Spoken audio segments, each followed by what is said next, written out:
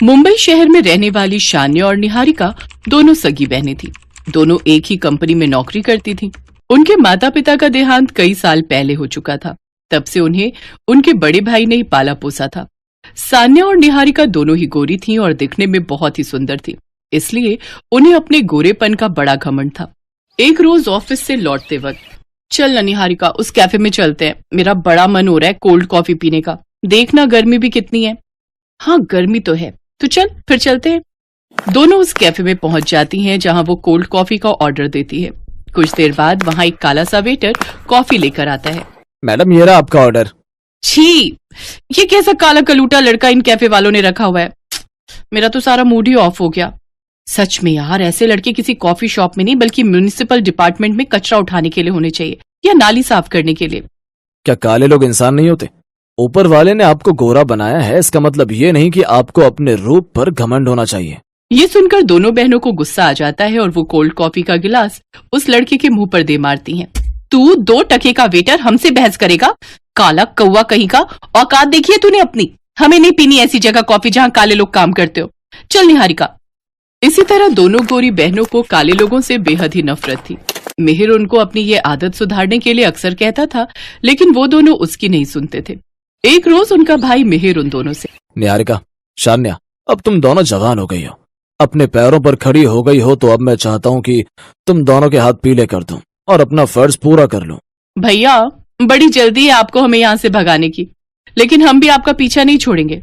हाँ भैया, हमारे जाने के बाद आप यहाँ बिल्कुल अकेले हो जाओगे, इसलिए हम चाहते हैं कि पहले आप शादी करके हमारे लिए भाभी ले आओ, उसके बाद ही हम शादी करके यहाँ से जाएंगे। इसलिए आप अब जल्दी से गुड लुकिंग गोरी सुंदर सी भाभी ले आइए। उनकी ये बात सुनकर मिहिर मुस्कुरा देता है। फिर कुछ दिन बाद उनके दरवाजे की घंटी बजती है। शान्या दरवाजा खोलती है तो सामने मिहिर गले में वरमाला डाले खड़ा होता है। उसके साथ एक काले रंग की लड़की अंजलि वरमाला डाले खड़ी थी। भैया आप ये किस काली लड़की को घर ले आए हैं? तमीज से बात करो शान्या, ये तुम्हारी भाभी और मेरी पत्नी है। तभी वहां निहारिका आ जाती है। भैया ये क्या मजाक है, ये काली लड़की हमारी भाभी नहीं हो सकती। ये तुम दोनों ने क्या काली काली लगा रखा है? और इंसान का दिल से सुंदर होना जरूरी है, आखिर रंग में क्या रखा है? भैया अपना नहीं, कम से कम हमारी इज्जत का तो ख्याल किया होता। हम इतनी सुंदर और कहाँ ये काली कोयल। हमने एक बार कह दिया तो कह दिया, हमें ये काली भाभी नहीं चाहिए, मतलब नहीं चाहिए। हाँ हाँ, हमें काली भाभी बिल्कुल भी नहीं चाहिए। वो दोनों गुस्से में अपने कमरे में चली जाती हैं, जिसके बाद मिहिर अंजलि से अपनी बहनों के बर्ताव के लिए माफी मांगता है। मिहिर, वो दोनों मेरी ननद हैं और मुझसे छोटी भी। मुझे उनकी बातों का बिल्कुल भी बुरा नहीं लगा, और तुम देखना मैं उन दोनों को इतना प्यार और अपनापन दूंगी कि वो दोनों मुझसे बहुत प्यार करने लगेंगी। अगले दिन सुबह जल्दी उठकर अंजलि घर के सारे काम निपटाती है, फिर अपनी नंदों के लिए बड़े प्यार से चाय और पकौड़े तल कर ले जाती है।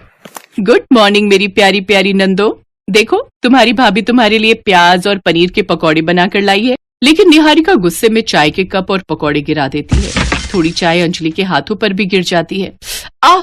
मेरा हाथ। निकलो अब हमारे कमरे से और दोबारा से अपनी ये काली शक्ल लेकर हमारे रूम में मत आना। अंजलि रोती हुई वहां से चली जाती है, लेकिन फिर भी वो उनके दिल में जगह बनाने की अपनी कोशिश नहीं छोड़ती। वो अपनी नंदों का कमरा साफ करती, उनके कपड़े धोती और उनकी जरूरत की हर चीज उनके लिए लाती। एक रोज, निहारिका कहाँ है तू यार, जरा मेरा सर तो दबा दे, बहुत दर्द हो रहा है।